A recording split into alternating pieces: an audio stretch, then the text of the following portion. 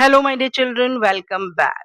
बच्चों, आज हम third element of marketing mix cover up करने वाले हैं, that is the place mix और द फिजिकल डिस्ट्रीब्यूशन मिक्स। दो components of marketing mix, the product mix and the price mix, वो हमने कवर अप कर लिए हैं। अगर आपने वो वीडियो लेक्चर्स नहीं देखे हैं तो उन्हें भी देख लीजिए, ताकि सारे कंपोनेंट्स जो हैं इन कनेक्टिविटी आपको आसानी से समझ में आते रहें।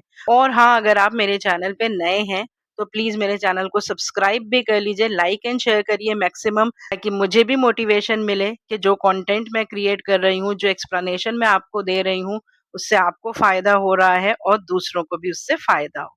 तो चलिए शुरू करते हैं। The third component of the marketing mix, that is the place mix, और इसको हम फिजिकल डिस्ट्रीब्यूशन मिक्स भी कहते हैं। फिजिकल डिस्ट्रीब्यूशन का मतलब होता है to ensure the availability of the products at the right place. Right place क्या होता है? Customers।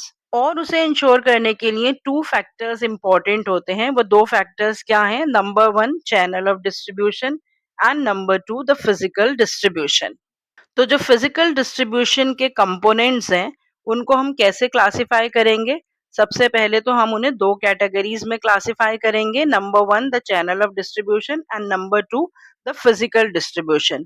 चैनल ऑफ डिस्ट्रीब्यूशन को भी हम दो कैटेगरीज में डिवाइड करेंगे, direct channel of distribution and indirect channel of distribution. Direct channel of distribution में जो गुड्स ट्रांसफर होते हैं, वो directly from the producer to consumer transfer होते हैं, और उसमें कोई मिडिलमैन इन्वॉल्व नहीं होता। और इनडायरेक्ट चैनल में जो प्रोड्यूसर्स होते हैं और जो कंज्यूमर्स होते हैं, उनके बीच में मिडिलमैन इन्वॉल्व होते हैं। तो इन दोनों तरह के चैनल्स को अभी हम डिटेल में डिस्कस करेंगे। तो आप सबसे पहले क्लासिफिकेशन और मीनिंग अंडरस्टैंड कर लीजिए कि फिजिकल डिस्ट्रीब्यूशन का मतलब to make the goods available at a place where they are required। इसका मतलब from the place of production to the place of consumption। जो भी मूवमेंट ऑफ गुड्स होता है, उसमें दो चीजें इंपॉर्टेंट होती हैं कि उन गुड्स के फिजिकल मूवमेंट के लिए कौन कौन सी एक्टिविटीज परफॉर्म की जाएंगी और कौन से चैनल्स ऑफ डिस्ट्रीब्यूशन जो है उनका इस्तेमाल किया जाएगा। अब हमने देख लिया कि जो चैनल्स ऑफ डिस्ट्रीब्यूशन है, वो डायरेक्ट होंगे या इनडायरेक्ट चैनल्स ऑफ डिस्ट्रीब्यूशन होंगे। तो उनकी डिटेलिंग अंडरस्टैंड कर लेते हैं। The path taken by the goods in their movement from the producer to the consumer is referred to as the channel of distribution. तो एक सेंटेंस में definition of channel of distribution क्या है कि जो रास्ता गुड्स के मूवमेंट के लिए इस्तेमाल किया जाता है प्रोड्यूसर्स से लेके कंज्यूमर्स तक, उस पाथ को हम कहते हैं चैनल ऑफ डिस्ट्रीब्यूशन। तो जैसा मैंने आपको अभी बताया था कि ये जो है ये डायरेक्ट चैनल ऑफ डिस्ट्रीब्यूशन है, जिसमें प्रोड्यूसर और कंज्यूमर के बीच में कोई भी मिडिलमैन इन्वॉल्व नहीं है। और फिर यहाँ से लेके यहाँ तक ये सारे इनडायरेक्ट चैनल्स ऑफ डिस्ट्रीब्यूशन है, जिसमें हम देख सकते हैं कि मिडिलमैन की इन्वॉल्वमेंट है between the producer and the consumer. और वो मिडिलमैन जो है वो होलसेलर्स भी होते हैं, रिटेलर्स भी होते हैं और एजेंट्स भी होते हैं। इसी हिसाब से हम इसको one level, two level, three level channels of distribution कहते हैं। इसको भी अभी हम डिटेल में आगे समझ लेंगे। तो यहाँ पर आप देख सकते हैं कि प्रोड्यूसर और कंज्यूमर के बीच में एक मिडिलमैन है, दैट इज द रिटेलर। और दूसरे डायग्राम में प्रोड्यूसर और कंज्यूमर के बीच में दो मिडिलमैन है, होलसेलर एंड रिटेलर या डिस्ट्रीब्यूटर एंड रिटेलर। तो ये हो गया वन लेवल चैनल, ये हो गया टू लेवल चैनल और ये हो गया थ्री लेवल चैनल, जिसमें ब्रोकर भी इन्वॉल्व है, एजेंट्स भी इन्वॉल्व है, होलसेलर भी इन्वॉल्व है और रिटेलर भी इन्वॉल्व है। तो इस तरह से डायरेक्ट और इनडायरेक्ट दो तरह के चैनल्स होते हैं। डायरेक्ट चैनल्स में प्रोड्यूसर और कंज्यूमर के बीच में कोई मिडिलमैन इन्वॉल्व नहीं है, और इनडायरेक्ट चैनल में प्रोड्यूसर्स और कंज्यूमर्स के बीच में या तो एक मिडिलमैन इन्वॉल्व है या दो मिडिलमैन इन्वॉल्व है या तीन मिडिलमैन इन्वॉल्व है। उसी हिसाब से उनके नाम पड़ते हैं, that is one level, two level, zero level या थ्री लेवल। तो यहाँ पर देखिए कि इसी को दूसरी तरह के डायग्राम से रिप्रेजेंट किया गया है। जो डायरेक्ट सेलिंग है वो है प्रोड्यूसर और कंज्यूमर के बीच में, इसको हम जीरो लेवल चैनल भी कहते हैं या डायरेक्ट चैनल भी कहते हैं। और जब इनडायरेक्ट चैनल होता है, उसमें या तो रिटेलर इन्वॉल्व होता है या होलसेलर और रिटेलर दोनों इन्वॉल्व होते हैं या एजेंट, होलसेलर और रिटेलर तीनों इन्वॉल्व होते हैं। तो इसको हम कहते हैं one level channel, two level channel and three level channel. और ये तीनों ही इनडायरेक्ट चैनल्स ऑफ डिस्ट्रीब्यूशन होते हैं। तो इन चैनल्स ऑफ डिस्ट्रीब्यूशन को आप इन डायग्राम्स के थ्रू एक्सप्लेन कर सकते हैं, और अगर आपको इसके बारे में लिखना हो तो आप कैसे लिखेंगे? जैसा मैंने अभी आपको बताया, direct channel that is the zero level channel, the channel where no intermediary, that is the middleman, is involved is called the direct channel. It is a direct selling of the goods to the customers by the producers. तो यहाँ पर examples हैं बहुत सारे जो हमने class 11th में already कर रखे हैं, कि जो मेल ऑर्डर रिटेलिंग होती है, सेलिंग बाय पोस्ट और बाइंग बाय पोस्ट, जो इंटरनेट सेलिंग होती है, जो selling door to door selling होती है जिसे हम पर्सनल सेलिंग भी कहते हैं, जिसमें प्रोड्यूसर्स अपने सेलर्स को, अपने मिडिल मैन को डायरेक्ट कस्टमर्स के पास भेजते हैं to convince them to buy the products, या जो रिटेल आउटलेट्स होते हैं, जो चेन स्टोर्स होती हैं, उनके थ्रू जो रिटेलिंग होती है, that is called the direct selling और that is called the zero level selling. इसके अलावा जो इनडायरेक्ट चैनल्स ऑफ डिस्ट्रीब्यूशन होते हैं, उनको एक एक लाइन में आप कैसे एक्सप्लेन करेंगे? The channels of distribution where the manufacturers take the help of one और more intermediary to move the goods from the place of production to the place of consumption is called indirect network or indirect channels of distribution. इस तरह के diagram से आप indirect channel को show कर सकते हैं। और इनडायरेक्ट चैनल ऑफ डिस्ट्रीब्यूशन की भी 3 कैटेगरीज हैं, उसको आप एक एक लाइन में कैसे लिखेंगे? पहली कैटेगरी है one level indirect channel, here only one intermediary is involve in the distribution channel, that is the retailer. तो यहाँ पर प्रोड्यूसर जो है वो रिटेलर को अपने गुड्स बेचता है, और रिटेलर जो है वो कंज्यूमर्स को डायरेक्टली गुड्स सेल करता है। बहुत सारे सेलर्स हैं जो इस तरह का चैनल इस्तेमाल करते हैं। एक फेमस कंपनी का नाम यहाँ पर दे रखा है, Maruti Udyog limited, that sells its cars through their approved retailers. तो इस तरह की रिटेलिंग को हम कहेंगे one level channel of distribution, that comes under the category of indirect channel. उसके बाद टू लेवल चैनल होता है। टू लेवल में एक होलसेलर भी इन्वॉल्व हो गया, एक रिटेलर भी इन्वॉल्व हो गया। तो इसे हम लिखेंगे कैसे? At one more middleman the wholesaler joins the channel of distribution along with the retailer, then such type of channel is called the two level channel. और जो वन मोर मिडिलमैन इन्वॉल्व हुआ है उसका नाम क्या है? That is the wholesaler. और ये सबसे ज्यादा यूज्ड चैनल ऑफ डिस्ट्रीब्यूशन है। जनरली ज्यादातर प्रोड्यूसर्स टू लेवल चैनल्स का ही इस्तेमाल करते हैं, होलसेलर्स और रिटेलर्स के थ्रू अपने गुड्स फाइनली अवेलेबल करवाते हैं टू द कंज्यूमर्स। तो जितने भी एफएमसीजीज हैं, फास्ट मूविंग कंज्यूमर गुड्स हैं, वो इसी तरह के चैनल से कंज्यूमर्स तक पहुंचाए जाते हैं। उसके अलावा और भी लंबा चैनल होता है, that is called the three level channel. In this channel, the producer, by an arrangement, hands over the entire output to his selling agent in order to relieve from the problems of distribution. तो यहाँ पर producer जो है वो अपने agents को सारे products को बेच देता है, और फिर वो एजेंट्स जो हैं वो होलसेलर्स और रिटेलर्स के थ्रू कंज्यूमर्स तक उन प्रोडक्ट्स को डिस्ट्रीब्यूट करते हैं।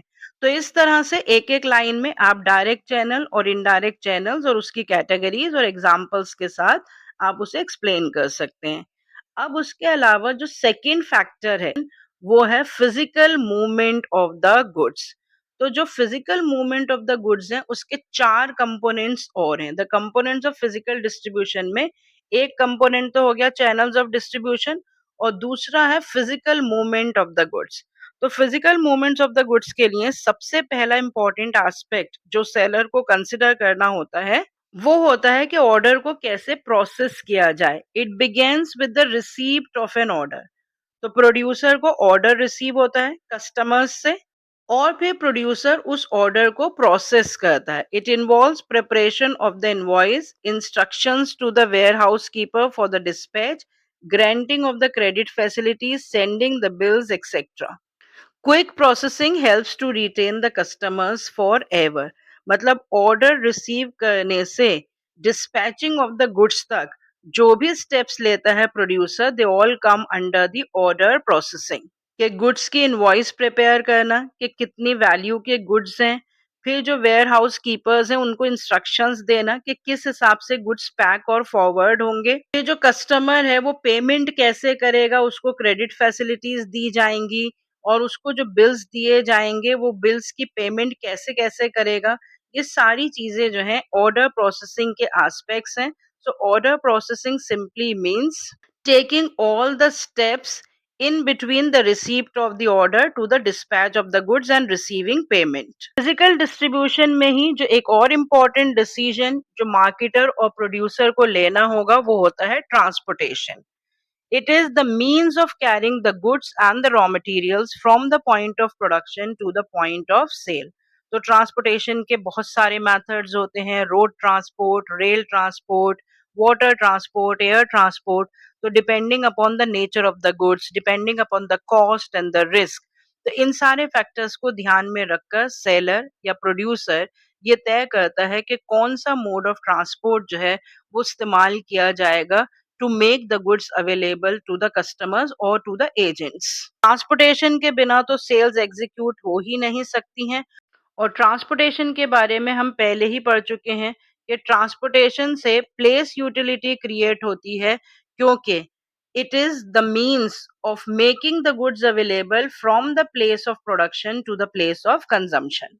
Third aspect that comes under the physical movement of the goods, that is the warehousing. हम ये सब बहुत अच्छी तरह से जानते हैं कि जैसे ही गुड्स प्रोड्यूस होते हैं वैसे ही वो इमीडिएटली डिमांड नहीं हो जाते और प्रोडक्शन के बाद इमीडिएटली डिस्पैच नहीं होते हैं. उनको सेफली रखना पड़ता है जब तक कि उनकी एक्चुअल डिमांड क्रिएट नहीं हो जाती. So it is one of the inevitable factor that is required in the movement of the goods. It involves decisions regarding the types of the warehouses, किस तरह के वेयर हाउसेस में goods को safely रखा जा सकता है, अपने वेयर हाउस में या रेंटेड वेयर हाउस में, लोकेशन क्या होगी वेयर हाउस की, कॉस्ट क्या होगा वेयर हाउसिंग का, वेयर हाउसिंग में क्या क्या अदर एक्टिविटीज परफॉर्म की जाएंगी ताकि गुड्स को सेफली रखा जा सके, सेफली ट्रांसपोर्ट किया जा सके, सेफली अवेलेबल कराया जा सके to the customers. Last but not the least जो इसी particular physical movement of the goods से रिलेटेड एस्पेक्ट है, that is inventory control. In order to ensure the prompt supply of the goods, a proper inventory level must be maintained. Inventory का मतलब होता है stock. तो stocks maintain करने पड़ते हैं सेलर को in anticipation of the demand, advance में भी, ताकि जैसे ही ऑर्डर आए वैसे ही इमीडिएटली वो ऑर्डर को डिस्पैच कर सकें. और जो स्टॉक मेंटेनेंस है, it must not be too high और टू लो. अननेसेसरी स्टॉक्स भी मेंटेन नहीं करने होते और शॉर्टेज ऑफ स्टॉक्स भी नहीं होनी चाहिए. और डेफिनेटली जो इन्वेंट्री कंट्रोल है उसमें कॉस्ट लगता है. High level of inventory results in blocking of the capital and high management cost and low level में lead to the stock out situations. तो अगर लो लेवल ऑफ स्टॉक रखा जाएगा तो स्टॉक डिस्पैच सही टाइम पे नहीं हो पाएगा, ऑर्डर प्रोसेसिंग सही से नहीं हो पाएगी, और बहुत हाई लेवल ऑफ इन्वेंट्री रखा जाएगा तो कैपिटल ब्लॉक होगा, कॉस्ट बढ़ेगी. तो इसीलिए stock maintenance, that is called the inventory control, ये भी एक बहुत ही इंपॉर्टेंट डिसीजन होता है जो प्रोड्यूसर को लेना होता है कि कितने स्टॉक्स मेंटेन किए जाएं ताकि ना तो शॉर्टेज ऑफ स्टॉक्स हो और ना एक्सेस ऑफ स्टॉक्स हो. तो इसका मतलब कि जो प्लेस मिक्स है या जो फिजिकल डिस्ट्रीब्यूशन मिक्स है उसके 5 इंपॉर्टेंट कंपोनेंट्स होते हैं जिन्हें हम पहले 2 कैटेगरीज में डिवाइड करते हैं. पहली कैटेगरी है चैनल्स ऑफ डिस्ट्रीब्यूशन, दूसरी कैटेगरी है the physical movement of goods. और चैनल्स ऑफ डिस्ट्रीब्यूशन में डायरेक्ट चैनल्स होते हैं और इनडायरेक्ट चैनल्स होते हैं. जो डायरेक्ट चैनल्स होते हैं उनको हम जीरो लेवल चैनल कहते हैं और इनडायरेक्ट चैनल्स के 3 लेवल हैं, 1 level, 2 level and 3 level. And physical movement of the goods में 4 इंपॉर्टेंट डिसीजंस लिए जाते हैं. One is the inventory control, जो अभी हमने डिस्कस करा कि कितने स्टॉक्स मेंटेन किए जाएंगे.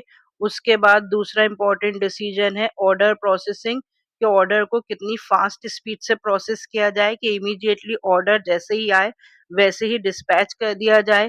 तीसरा इंपॉर्टेंट डिसीजन है ट्रांसपोर्टेशन, कि किस तरह के मीन्स ऑफ ट्रांसपोर्ट से गुड्स को अवेलेबल करवाया जाए टू द कस्टमर्स. और चौथा इंपॉर्टेंट डिसीजन है वेयर हाउसिंग, कि जब तक गुड्स डिमांड में नहीं आए तब तक उनको कैसे सेफली स्टोर करके प्रोटेक्ट किया जाए. इस तरह से टोटल 5 कंपोनेंट्स हो गए under the place mix, that is the channels of distribution, inventory control, order processing, transportation and warehouse. और इन 5 कंपोनेंट्स को हमने 2 मेजर कैटेगरीज में डिवाइड करके अंडरस्टैंड एंड लर्न किया। तो आई होप इसका मीनिंग एंड क्लासिफिकेशन आपको बहुत अच्छे से समझ में आ गई होगी। अब हमारा सिर्फ एक ही कंपोनेंट बचा है in the marketing mix, that is the promotion mix, that we shall be covering up in the next lecture. So see you next time with a discussion of the last element of the marketing mix, that is the promotion mix. Till then, goodbye, stay healthy and connected.